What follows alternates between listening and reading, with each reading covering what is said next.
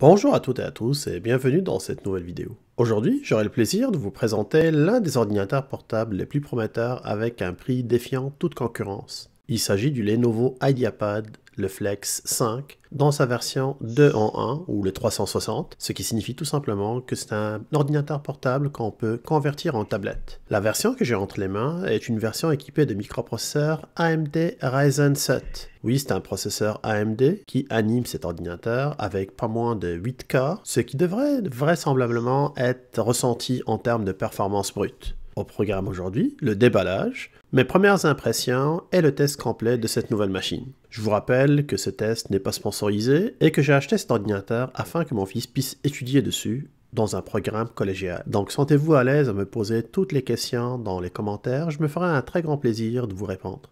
Je vous invite aussi de profiter de ce moment-là pour envisager de s'abonner à ma chaîne si ce contenu vous a plu.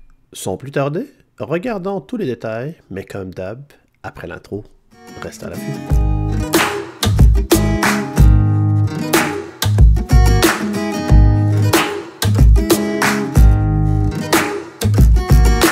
J'ai entre les mains l'édition Costco Canada. D'habitude, il y a toujours un plus ou un petit bonus, mais cette fois-ci, je me retrouve avec exactement la même version vendue ailleurs. Vous trouverez les liens affiliés d'Amazon Canada et Amazon France en bas dans la description pour plus d'informations. Le seul avantage, peut-être, d'acheter chez Costco, ce serait d'avoir la garantie supplémentaire, vu que chez Costco, on a une garantie de 2 ans au lieu d'avoir la garantie habituelle d'1 année. Sinon, qu'est-ce qu'on retrouve à l'intérieur de cette boîte? Premièrement, la pièce maîtresse, l'ordinateur portable, l'IdeaPad Flex 5, dans son édition grise graphite, le superbe chargeur USB-C de 65 watts, et pour finir, la documentation habituelle comme le manuel de l'utilisateur, bilingue en français et en anglais, et les documents de la garantie. J'aurais vraiment aimé avoir le stylet compatible avec cet ordinateur portable tactile convertible en tablette.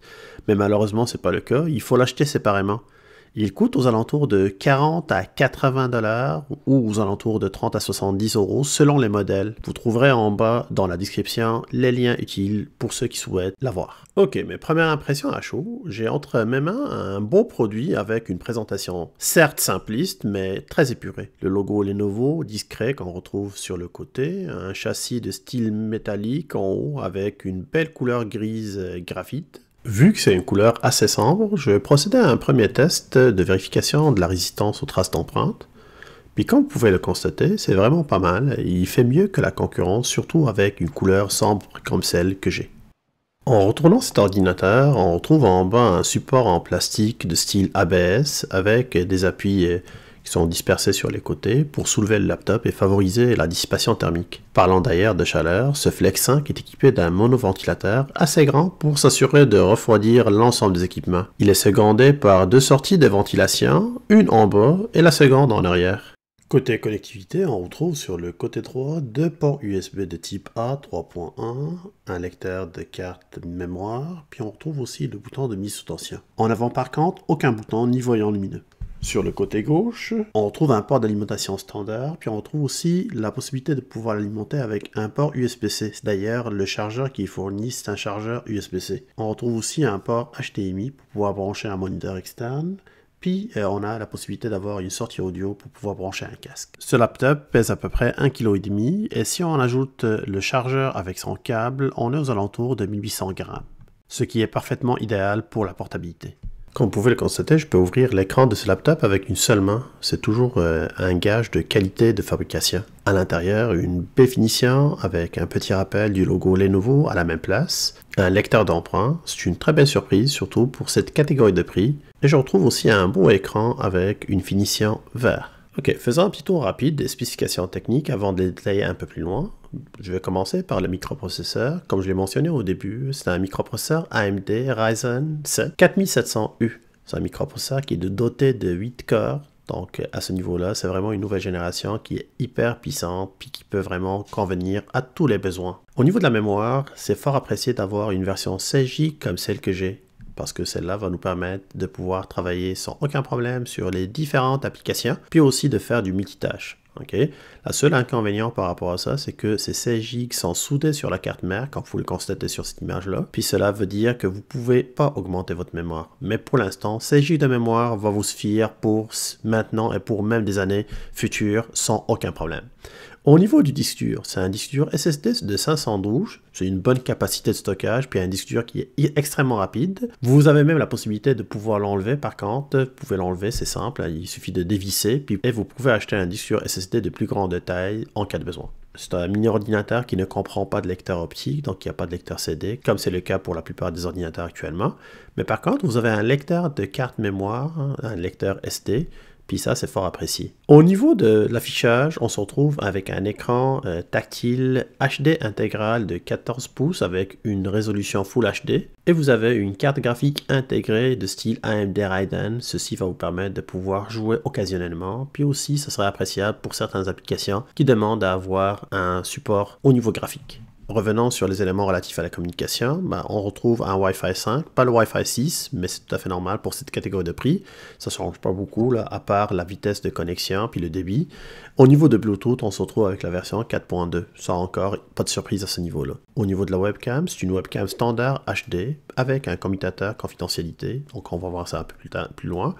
Puis on se retrouve avec un clavier bilingue rétroéclairé avec 2 niveaux de rétroéclairage, un pavé tactile multigeste qui est compatible avec les multigestes de Microsoft, puis on se retrouve encore avec un lecteur d'empreintes digitales. Grosso modo, ça c'est la configuration que j'ai entre les mains. Comme mentionné, le Flex 5 est muni d'un écran de 14 pouces Full HD avec une résolution qui peut atteindre les 1920 x 1080. Au niveau de la luminosité, on peut plafonner à une luminosité de 279 nits, ce qui veut dire que c'est un ordinateur qui peut être très agréable à voir quand on est à l'intérieur, mais il faut faire très attention si on est à l'extérieur, puis on est en présence de beaucoup plus de luminosité, comme un soleil par exemple, ça peut être un inconvénient à ce niveau-là.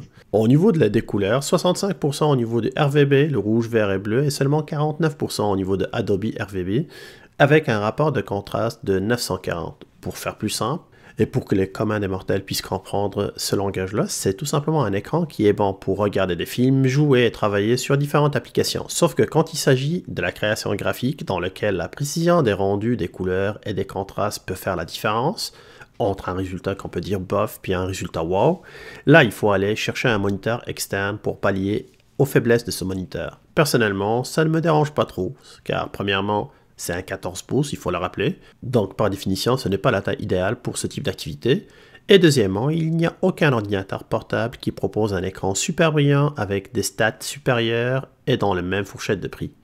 Pour moi, c'est un choix très intelligent au niveau de Lenovo. En plus, cet écran a la particularité d'être tactile et aussi compatible avec le stylet Lenovo nous fourni. Il supporte jusqu'à 4096 niveaux de pression, ce qui va signifier tout simplement plus vous allez appuyer sur l'écran, plus l'écriture va grossir et vice versa. Et il supporte aussi la technologie qui est fort appréciée, le Palm Rejection. Donc ça veut dire que vous pouvez mettre votre poignet, votre main sur l'écran et l'écran sera capable de pouvoir identifier seulement le crayon, ça ne dérangera pas l'écriture. Donc ça aussi, c'est une technologie qui est fort appréciée si on veut écrire sur un écran. L'écran peut être aussi utilisé en mode tablette dès que vous le pliez, ce qui peut être très intéressant en mode présentation ou pour une session de brainstorming par exemple. Il suffit de plier la tablette pour que Windows vous propose de passer en mode tablette avec des miniatures à la place du menu démarrer. Et aussi une expérience d'utilisation qui va être beaucoup plus optimisée à ce mode d'utilisation. La réactivité tactile est vraiment surprenante et on prend vraiment le goût à ce jeu-là. Le clavier est tout simplement excellent, très confortable à l'usage quotidien, les touches sont placées à la bonne place, il n'y a pas beaucoup de flafla à ce niveau-là, avec la bonne taille et donc aucune surprise. Le clavier est très silencieux aussi, si jamais vous envisagez d'étudier dans une bibliothèque par exemple, ou travailler à la maison, vos voisins ou les personnes qui vont être à côté vont beaucoup apprécier.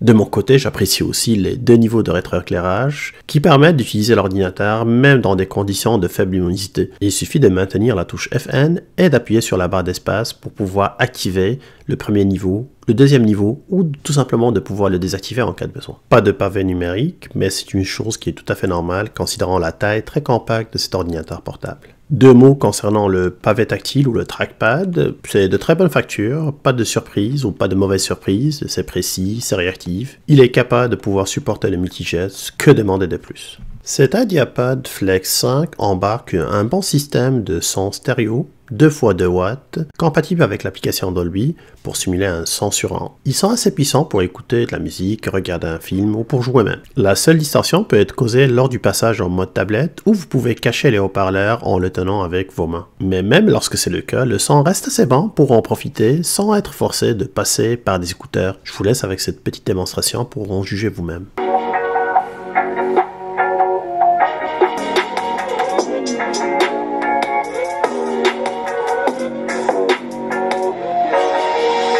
La webcam n'est pas une Full HD, elle est décente sans plus. Donc ne vous attendez pas à avoir des images ou des vidéos avec une qualité exceptionnelle. Cependant, elle a l'avantage d'offrir un obturateur physique que j'apprécie beaucoup et qui favorise la confidentialité. La batterie n'est pas la moindre dans ce Flex 5. C'est une 3 de 52 watts et demi heure avec une autonomie annoncée par le constructeur d'à peu près 10 heures. Puis pour vous dire, c'est une bonne surprise encore car d'habitude les constructeurs sont toujours trop optimistes. Eh bien, j'ai réussi à faire à peu près 9h jusqu'à 9h30 en baissant un peu la luminosité de l'écran avec une simple charge et avec une utilisation qui est modérée. Donc travailler sur des applications bureautiques et faire un peu de recherche sur internet. Plus vous allez augmenter la luminosité de votre écran, vous utilisez des applications qui sont un peu plus gourmandes en ressources système comme des applications de traitement de photos, de montage vidéo ou de jeux. Pour ne citer que ces trois-là, évidemment l'autonomie va baisser pas mal. L'ordinateur est fourni, comme je l'ai mentionné au début, avec un chargeur rapide USB-C de 65 watts. Ce chargeur va vous permettre de passer de 5 à 80% d'autonomie en seulement 1 heure. Pour illustrer un peu la performance de cet ordinateur-là, voici quelques statistiques intéressantes concernant les tests que j'ai effectués sur l'IdeaPad Flex 5. Donc concernant la productivité, j'ai pu éditer des vidéos sur Filmora 10 et les exportations ainsi que la prévisualisation se sont faites avec une vitesse qui est très rapide. Merci au 8 cœurs du Ryzen 7 4700 et les 16 Go de mémoire qui sont fournis aussi. Donc je n'ai rencontré aucun problème à ce niveau-là. Je n'ai rencontré aussi aucun problème lors de l'édition d'une vidéo 4K sur Adobe Premiere, et ceci est tout à fait appréciable pour une machine, rappelons-le, qui se détaille sous la barre des 1000 $ canadiens. Maintenant au niveau des jeux, parce que j'en reçois souvent des commentaires et des questions à ce niveau-là, je rappelle, c'est pas un ordinateur de gamer, mais j'ai pu jouer à plusieurs jeux comme Fortnite par exemple avec une résolution Full HD et avec des détails graphiques en medium. Le Flex 5 s'en est sorti quand même bien avec à peu près 73 images par seconde. Vous pouvez toujours jouer avec des résolutions et des qualités différentes et en sachant que si vous baissez votre résolution, vous aurez l'occasion d'augmenter un peu plus de détails et de gagner quelques images par seconde. J'ai essayé aussi certains jeux de course comme Asphalt 9 et là aucun ralentissement ressenti même en poussant tout au fond la qualité graphique. Sur Forza Horizon 4, j'ai adoré l'expérience pour vous dire, la réactivité exemplaire et la sensation de vitesse, c'était vraiment une belle expérience. Toujours en mode Full HD et avec la qualité des détails élevée, j'ai joué à 60 images par seconde. J'ai beaucoup parlé de l'écran tout à l'heure et de la fidélité par rapport aux couleurs ainsi que les contrastes, mais franchement et pour vous dire mon point de vue subjectif, j'ai vraiment apprécié l'expérience sur cet écran-là. A noter que pendant toute la panoplie de tests que j'ai passé à cet ordinateur-là, la température de l'ensemble est restée sous contrôle et le ventilateur est resté discret, ce qui est vraiment très apprécié pour un laptop. Alors, pour conclure, je vous dirais qu'il était tout à fait inconcevable pour moi il y a genre quelques mois de penser trouver un ordinateur avec un microprocesseur 8 cores sous la barre de 1000 $ canadiens. Même dans le marché de seconde main d'ailleurs, c'était quasiment impossible. Et là, j'ai devant moi un ordinateur portable qui selon moi change complètement la donne. Conception solide, matériaux de bonne qualité, un processeur 8 cores AMD 4700U qui dépasse même les performances d'un Intel i7, 16 Go de mémoire largement suffisante pour travailler sur toutes les applications qui sont disponibles actuellement sur le marché, un disque dur SSD ultra rapide, écran tactile, ordinateur convertible en tablette et même la possibilité de jouer à des jeux de manière occasionnelle bien sûr. Pour faire plus simple, cet ordinateur dépasse même certains ordinateurs portables concurrents qui valent 2 fois le prix. C'est le meilleur ordinateur actuellement que j'ai testé dans cette catégorie de prix et il est parfaitement adapté aux besoins des personnes qui veulent avoir un ordinateur pour étudier, pour travailler ou pour jouer d'une manière qui est occasionnelle. Pour ceux qui souhaitent l'utiliser pour le montage vidéo ou pour la retouche de photos ou la création graphique, je recommanderais d'ailleurs fortement de l'associer avec un moniteur externe pour une meilleure précision des rendus des couleurs, mais aussi pour bénéficier d'un confort d'un plus grand écran. Ça serait vraiment un combo gagnant pour votre productivité. Voilà, c'est tout pour cette vidéo. Si vous l'avez aimé, n'hésitez pas d'appuyer sur le petit pouce bleu pour m'encourager et aussi pour faire découvrir cette vidéo à plus de monde. Pour tous ceux qui ne sont pas encore abonnés à ma chaîne, je vous invite à faire partie de cette petite communauté en appuyant sur le bouton s'abonner. Activez aussi par la même occasion la cloche pour recevoir une notification chaque fois qu'une nouvelle vidéo sera publiée sur cette chaîne. Et comme vous le savez, tous vos commentaires et vos questions sont les bienvenus. Un gros merci et à très bientôt. A plus.